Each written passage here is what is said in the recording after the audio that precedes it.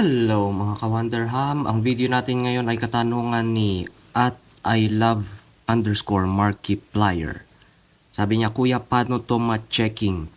Dividend 6x cubed plus 19x squared plus 2x minus 20, divisor 2x plus 5, quotient 3x squared plus 2x minus 4. Kasi kapag i-FOIL method whilst checking paano ba makuha yung 19x squared, need ko talaga ng tulong kasi hirap na ako sa math at may board work kami next week. 2:10 AM na ngayon, di ko pa rin gets to. Grade 7 pa lang ako tapos parang grade 10 na topic namin sa math. Grabe naman, grade 7 pa lang pero mahirap na ang topic. Pero huwag kang mag-alala, sasagutan natin itong iyong katanungan. So, polynomial to, ang dividend niya, ito, divisor, ito, quotient, ito. So, nabigay na yung sagot yung quotient. Paano natin ma-check kung tama ang quotient? So, kapag sa division, para ma-check mo kung tama yung quotient, i-multiply mo lang yung quotient sa divisor. So, ang quotient, sulat natin ulit.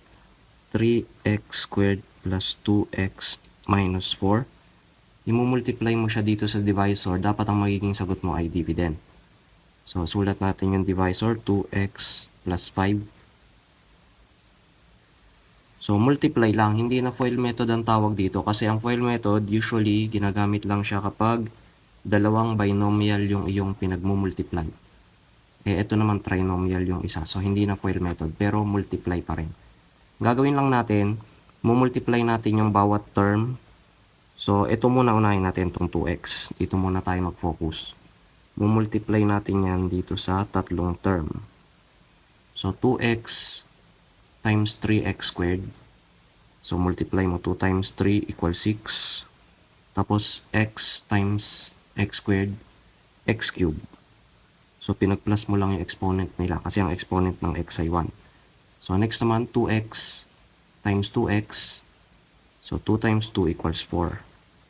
Tapos, x times x equals x squared. So, 2x times negative 4.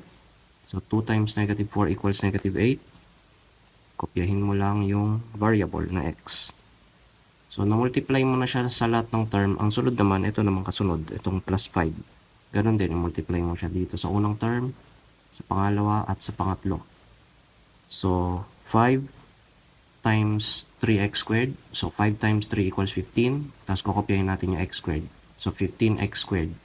Itapat natin sa may kaparehas na x squared din. So, 15x squared. So, pagtapatin lang natin. 5 times 2x. So, 5 times 2 equals 10. Tapos, kukopyahin lang natin yung x. So, tapat natin dito sa may x. So, 10x. 5 times negative 4 equals negative 20. So, lagay natin dito. Wala siyang kapareho, walang katapat. So, ngayon, isimplify lang natin. I-add lang natin yung like terms. So, bring down natin yung 6x cubed. 4x squared plus 15x squared. So, 4 plus 15 equals 19. Kopyahin lang natin yung variable. Negative 8x plus 10x. So, negative 8 plus 10 equals plus 2. Kopyahin lang natin yung variable. Tapos, negative 20, wala na naman siyang kapareho. So, ito ang ating sagot. Ngayon, kaparehas ba siya ng dividend? So, 6x cubed plus 19x squared plus,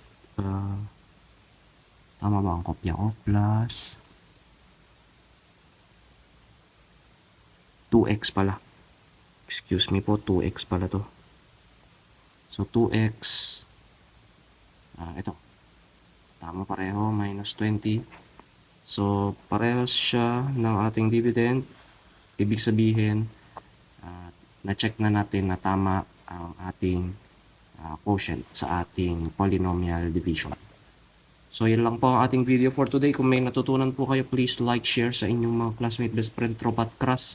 At pasubscribe nyo na rin sila sa ating YouTube channel. Bye-bye!